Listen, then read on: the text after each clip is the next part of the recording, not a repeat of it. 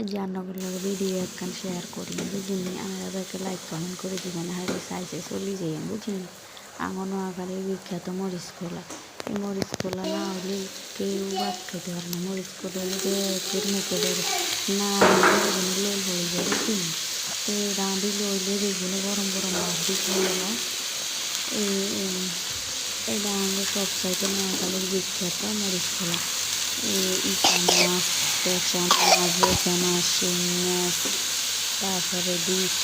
লইট্টা শুটকি সব কিছু মরিচ খোলা এখানে লাগে নইলে আঙুর জেলার মানুষ ভাত খেতে পারে না বুঝিনি প্রতিদিন একখানে মরিচ খোলা গরম লাগে নইলে ভাত খেতে পারে না বুঝিনি তারপরে না জামাই যেতে গরম লাগবে তাহলে মরিচ খোলা খাওয়াতে মুখে মরিচ খোলা এখন গরম লাগবে তখন করি মার কি তো আরও আবার মুখে স্বাদ লাগে না তরকারি এখন মরিচ খোলা এখন খাইলে তো ভালো লাগে ভাত খাইতে ভালো লাগে বুঝছেন এটা রান্নাগুলো এখানে শেয়ার করছি লাইক করি।